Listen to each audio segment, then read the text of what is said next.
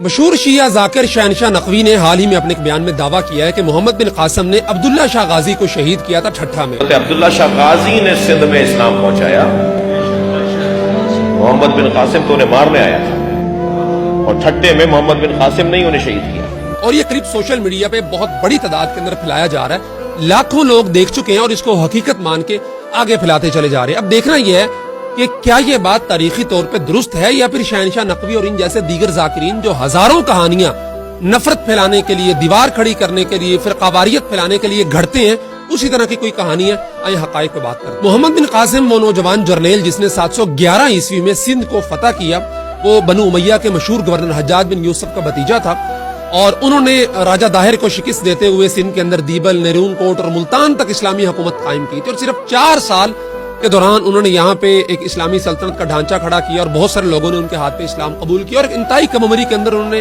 بہت بڑے بڑے کارنامے سر انجام دیے، اور اسلام کے کم عمر ترین جرنیلوں میں سے ایک ہے۔ لیکن جب بعد میں حکومت تبدیل ہوئی، خلیفہ سلیمان بن عبد الملک آئے، تو انہوں نے حجاج بن یوسف سے انتقام لیتے ہوئے ان کے خاندان کو نشانہ بنانا شروع کیا، تو محمد بن قاسم کو سندھ سے بلایا اور عراق کے اندر انہوں نے قید کے اندر ڈال دیا، اور اسی قید خانے میں 20-21 سال کی عمر میں ان کی 95 ہجری میں اس قید خانے میں ان کا انتقال ہو گیا۔ یہ تاریخ آپ نے اب یاد رکھنی ہے، 95 ہجری جب محمد بن قاسم کا جیل میں انتقال ہوتا ہے۔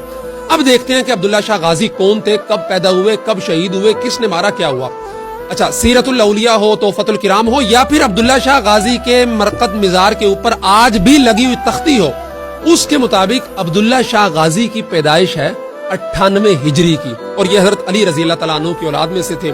حضرت حسن رضی اللہ تعالیٰ عنہ کا بیٹا اور حضرت حسین رضی اللہ تعالیٰ عنہ کی بیٹی فاطمہ، ان دونوں کے آگے نیچے عبداللہ محض رحمہ اللہ اور پھر ان کے بیٹے تھے، اور اس کے بعد یہ حضرت عبداللہ شاہ غازی پیدا ہوئے، یعنی حضرت علی کی 5ویں پشت میں سے ہیں۔ اور تاریخی روایات کے مطابق یہ 120 ہجری میں سندھ کے اندر تشریف لاتے ہیں، اور یہاں آ کے دعوت دینی شروع کرتے ہیں اور لوگوں کے اندر اسلام پھیلانا شروع کرتے ہیں، اور وہیں 150 ہجری کے اندر ان کی وفات ہوتی ہے، وہیں سندھ کے اندر۔ اور کن کے ساتھ لڑتے ہوئے؟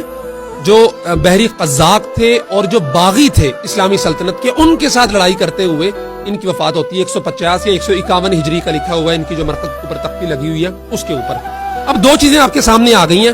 محمد بن قاسم کی وفات ہوتی ہے 95 ہجری میں جیل کے اندر، عبداللہ شاہ غازی کی پیدائش ہوتی ہے 98 ہجری میں، اور شہادت ہوتی ہے 150 یا 51 ہجری کے اندر۔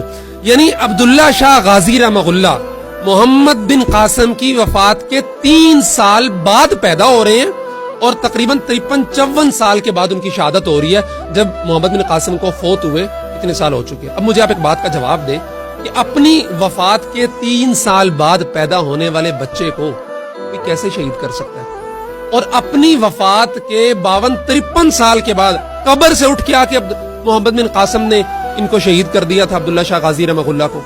اچھا، یہ جتنی باتیں ہیں جو انہوں نے بیان کی ہیں، یہ کافی لمبا قریب تھا شہنشاہ نقوی صاحب کا، یہ کسی تاریخ کی کتاب میں نہیں ملتا۔ آپ کوئی مشہور کتاب اٹھا لیں، طبری اٹھا لیں، بلازری اٹھا لیں، ابن اسیر اٹھا لیں، تاریخ الکامل اٹھا لیں، سیر الاولیاء اٹھا لیں، کہیں نہیں ملتا۔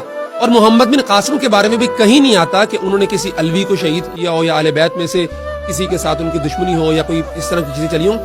یہ صرف ایک فرقہ وارانہ جھوٹ ہے جس کے ذریعے شہنشاہ نقوی جیسے مخصوص ذاکرین لوگوں میں نفرت پھیلاتے ہیں، تعصب پھیلاتے ہیں، دیواریں کھڑی کرنے کی کوشش کرتے ہیں، اور تصادم پیدا کرنے کی ایک صحیح کرتے ہیں کہ عوام کو ایک دوسرے سے دور کیا جائے، اور تبھی ان کی روزی روٹی چل رہی ہے۔ اور ان کی اکثر روایات جو یہ بیان کر رہے ہوتے ہیں تاریخی روایات کے نام پہ، وہ سب اس طرح کی جھوٹی ہوتی ہے۔ مطلب بچ کیا گیا کہ ایک بندہ 95 ہجری کے اندر فوت ہو رہا ہے جیل کے اندر، اور ایک بچہ جو 98 ہجری میں پیدا ہو رہا ہے اس کی شہادت 150 میں ہو رہی ہے، اس کی شہادت کا الزام 151 والی شہادت کا الزام 95 ہجری کے اندر فوت ہونے والے بندے پہ لگایا جا رہا ہے، اور ممبر پہ بیٹھ کے وہ بیان کیا جا رہا ہے، اور آگے واہ جی واہ واہ، کیا بات ہے، کیا بات ہے۔ اور سب محمد بن قاسم کو جناب گالیاں دینی شروع کر دی ہیں انہوں نے۔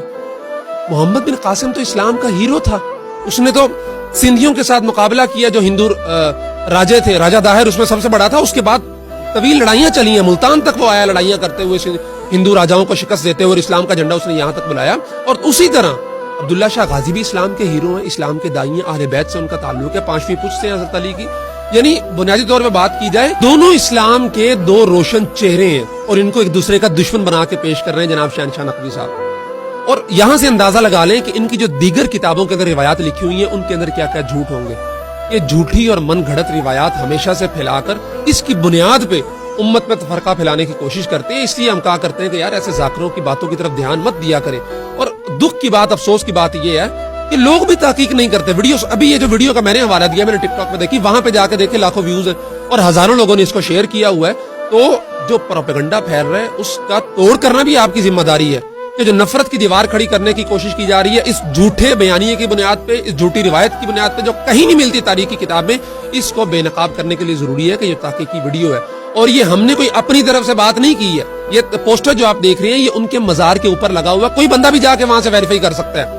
یعنی جو والی وارث ہیں ان کے, وہ جو مزار ہے جن کا, ان کے مزار کے اوپر تختی لگی کے مطابق 191 ہجری میں ان کی وفات ہوئی ہے, شہادت ہوئی ہے, سندھی قزاقوں سے اور سندھی راجاؤں سے لڑتے ہوئے, ان سے جو باغی تھے ان سے لڑتے ہوئے. لیکن شہنشاہ نقوی صاحب کی اپنی گھڑی ہوئی تاریخ کے مطابق 95 ہجری میں فوت ہونے والا جیل کے اندر ایک مظلوم اسلام کا سالار, اس کے کھاتے میں ڈال دی عبداللہ شاہ غازی جیسے مجاہد کا جو ہے نا قتل.